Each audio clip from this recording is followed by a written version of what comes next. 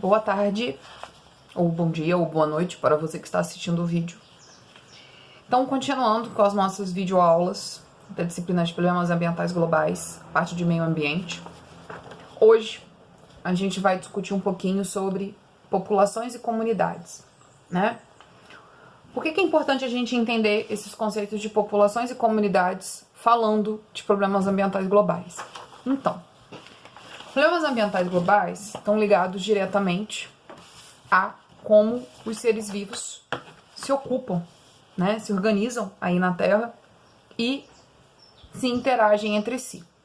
Então, dois conceitos da ecologia que são muito importantes a gente saber a diferença deles é o conceito de população e o conceito de comunidades. O que é a população?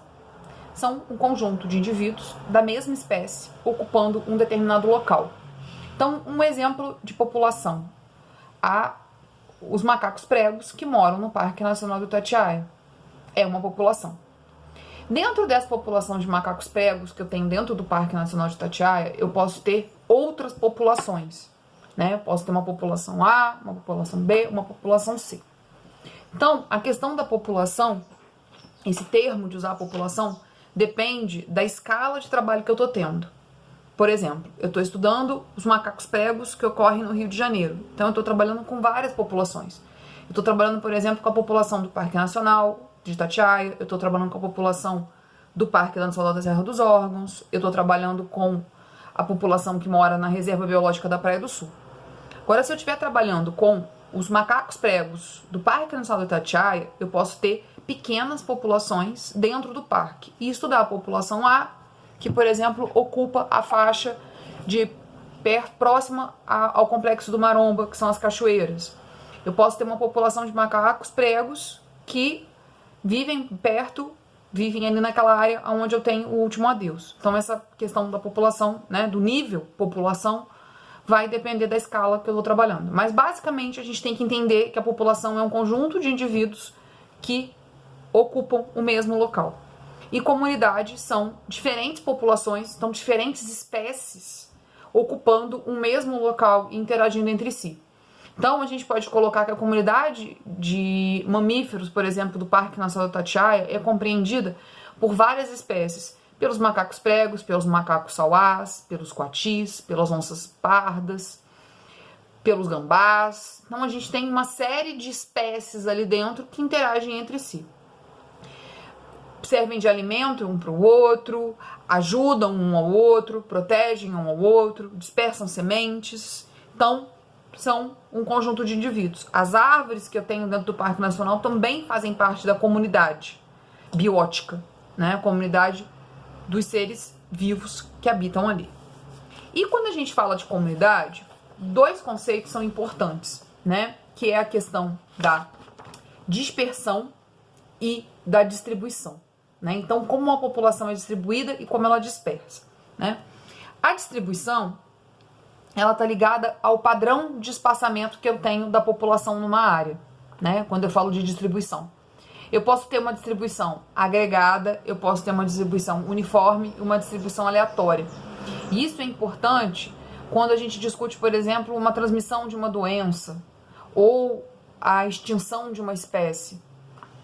E a dispersão está ligada à principal forma que os animais e plantas têm, que os seres vivos têm em geral, que é o objetivo final, que é a reprodução, que é manter as espécies vivas, né? Continuam reproduzindo e continuam tendo essa espécie ocorrendo.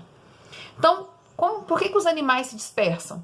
Né? Eles se dispersam à busca de alimentos, à busca de água, então à busca de recursos que talvez naquela área que ele está ocupando hoje não tenha. Né? Então está ligado a uma necessidade de sobrevivência e de reprodução.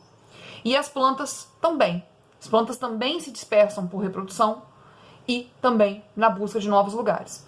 A diferença básica que a gente tem aí é porque as plantas não se locomovem, né? Andando, nadando, voando, e os animais sim. Então, a dispersão dos animais ocorre de uma forma muito mais rápida e muito menos dispendiosa em alguns momentos do que as plantas. As plantas, para se dispersarem, tiveram que criar uma série de alternativas, né, de adaptações para que isso acontecesse.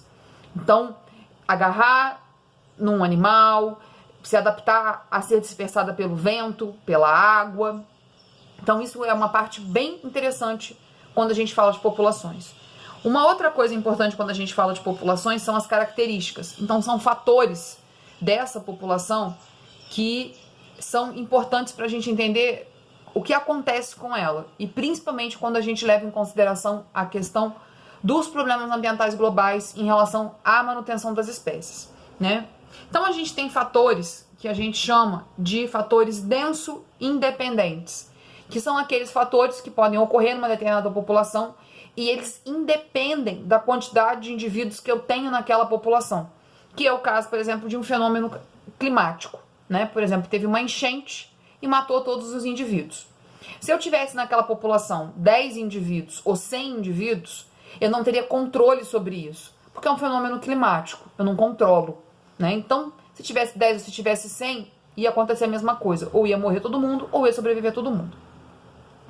Quando eu falo de fatores denso dependentes, aí eu já dependo da densidade da população que eu tenho, de quantos indivíduos eu tenho ali naquele local. E comumente são fatores bióticos que regulam fatores denso dependentes, como o caso predação.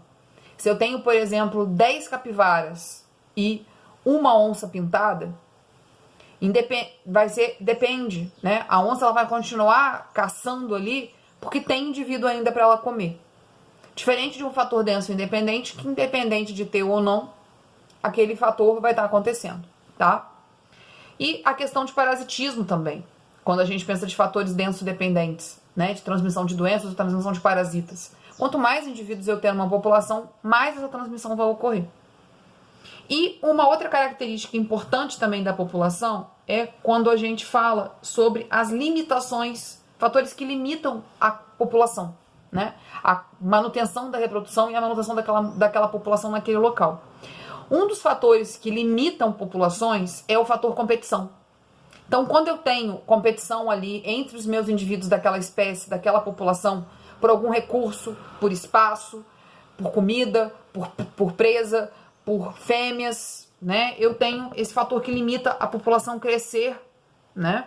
E também a questão da emigração, quando chega o momento de parte daquela população migrar e formar uma outra população, né?